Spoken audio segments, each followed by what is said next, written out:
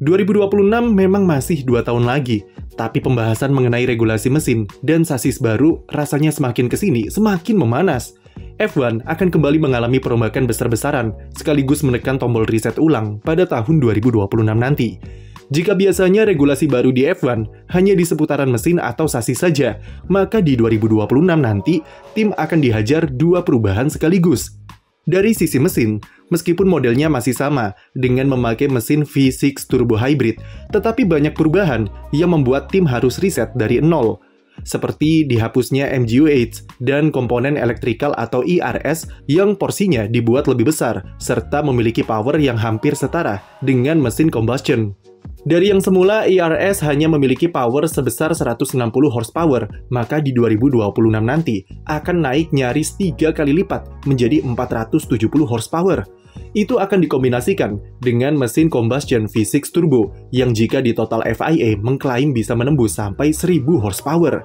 Jadi bisa dibilang kalau pembagian output power antara komponen listrik dan mesin combustion nanti adalah sekitar 50%-50%. Meski dalam prakteknya nanti pastinya tidak sepasti itu angkanya. 2 tantangan terbesar bagi produsen mesin adalah tidak adanya MGU-H dan pemaksimalan bahan bakar berkelanjutan. Dihapusnya komponen MGU-H memang menjadikan mesin F1 menjadi lebih murah, lebih simpel, dan lebih relevan dengan mesin-mesin konvensional. Namun MGU-H selama ini menjadi elemen rahasia kenapa mesin F1 sangatlah efisien dan memiliki delivery power yang halus dengan minimnya turbo lag yang terjadi. Dampaknya adalah tim harus mengulangi riset mereka dari nol untuk memaksimalkan mesin V6 tanpa MGU-H. Apalagi dengan power kelistrikan yang naik sampai 3 kali lipat dan hanya memakai komponen MGU-K saja sebagai generatornya. Ini akan jadi PR besar bagi para engineer untuk dipecahkan pada 2026 nanti. Tantangan lain adalah pemaksimalan dari bahan bakar berkelanjutan yang menargetkan zero carbon atau gas buang yang bersih serta ramah lingkungan. Sampai sekarang belum jelas komposisi bahan bakar seperti apa yang akan dipakai dan tim masih belum bisa melakukan pengetesan secara konkret karena pembakaran dari bahan bakar baru ini masih harus dimaksimalkan lagi oleh mesin barunya nanti. Tidak heran, dengan tantangan besar yang dihadapi, banyak tim yang mempertanyakan perihal penyusunan regulasi mesin baru 2026 yang terkesan terburu-buru dan dibuat hanya untuk mendatangkan pabrikan baru seperti Audi saja. Dan sejauh ini impresi yang diberikan oleh tim soal mesin 2026 nampaknya kurang bagus. Red Bull dan Ferrari adalah 2 tim yang cukup vokal mengenai permasalahan yang ada di regulasi baru. Terutama Red Bull, yang sudah selangkah lebih maju dengan proyek mesin RBPT mereka yang diklaim sudah berada di tahap uji coba dan sudah bisa disimulasikan. Satu hal yang ditakutkan adalah karena saking besarnya kebutuhan energi kelistrikan yang dibutuhkan dan hanya mengandalkan komponen MGU-K, ada kekhawatiran jika pembalap akan kesulitan untuk memanajemen baterainya di beberapa sirkuit dengan lurusan panjang. Trek seperti Jeddah, Monza, Las Vegas, dan Baku diprediksi akan sangat menyiksa baterai ERS karena kebutuhan energinya yang besar, dan MGU-K saja tidak cukup untuk mengisi baterai secara optimal. Hal tersebut berpotensi memaksa pembalap untuk melakukan beberapa cara alternatif untuk mengisi daya baterai ERS-nya.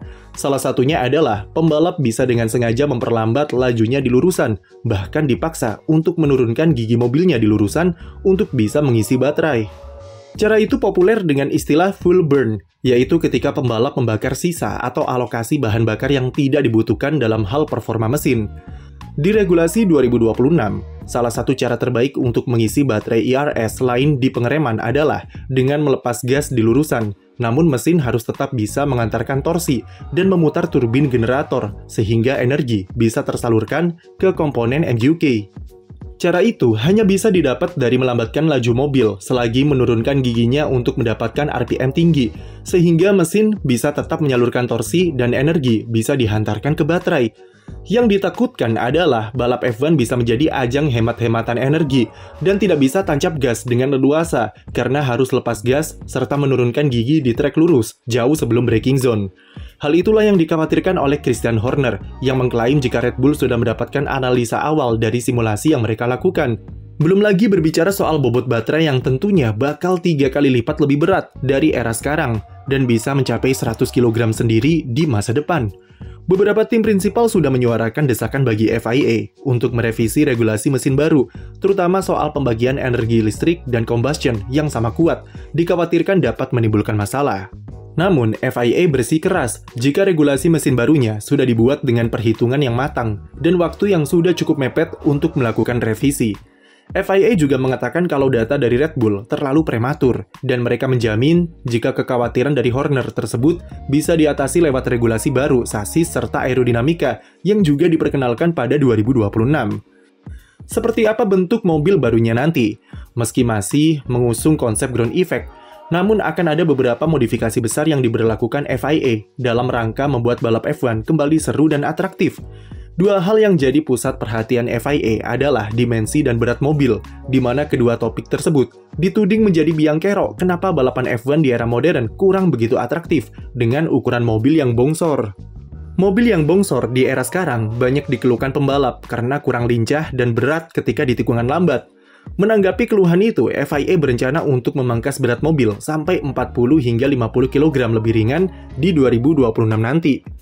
Pemangkasan itu salah satunya dibuat dari dimensi mobil yang sedikit diperkecil, dengan dibuat 20 cm lebih pendek dan 10 cm lebih ramping. Bobot mobil juga dikurangi dari pemakaian ban berukuran 16 inci, beralih dari ban 18 inci yang dipakai sekarang. Perubahan itu diharapkan membuat mobil F1 lebih gesit di tikungan dan menghilangkan kesan bongsornya. Konsekuensi dari bobot dan dimensi yang dibuat ramping adalah jumlah downforce yang akan berkurang sekitar 30-40% dari mobil saat ini. Downforce yang berkurang itu akan dikombinasikan dengan konsep aerodinamika yang didesain untuk memprioritaskan inwash daripada outwash, di mana aliran angin akan diarahkan ke sisi dalam mobil. Jika dilihat dari model rendering sementara mobil 2026, desain end plate nampak sedikit berbeda karena konsep inwash tersebut. Bentuk floor juga ada modifikasi dengan penambahan cover sayap di bagian pinggir depannya untuk mencegah airflow keluar. Konsep inwash ini bertujuan untuk mencegah pembentukan aliran outwash yang akan menimbulkan tire wake dan berujung ke dirty air yang berdampak buruk ke kualitas balapan di sirkuit. Ide lain yang sampai sekarang masih dibahas di FIA adalah soal penerapan komponen aerodinamika aktif di mobil 2026. Aeroaktif akan menjadi versi terbaru dari DRS, di mana jika DRS yang dipakai hanya sayap belakang saja, maka di 2026 nanti, aeroaktif akan meliputi bagian sayap depan juga, untuk mengurangi drag di lurusan. Konsep aeroaktif ini masih belum jelas seperti apa, namun alih-alih menjadi tools untuk overtaking, rencananya akan dipakai sebagai elemen pembeda dalam manajemen baterai antar pembalap. Dengan drag yang berkurang signifikan di lurusan dari komponen aeroaktif, itu akan membantu pembalap untuk mengurangi power di lurusan dan menghemat pemakaian baterainya. Kekhawatiran terbesar adalah di saat yang sama, hal tersebut bakal membuat aksi salip-menyalip makin sulit dilakukan. Karena drag serta downforce yang kecil membuat efek slipstream makin tidak terasa dan DRS menjadi kurang efektif. Tim-tim F1 juga sudah memperingatkan FIA untuk tidak terlalu ekstrim dalam memangkas bobot mobil, mengingat komponen baterai yang jumbo berpotensi memaksa tim untuk melakukan beberapa pengorbanan terkait kualitas sasis. FIA cukup percaya diri jika komponen aeroaktif dan low drag di mobil 2026 bisa membantu pembalap memanajemen energi IRS-nya dan mencegah mereka melambatkan mobil di lurusan.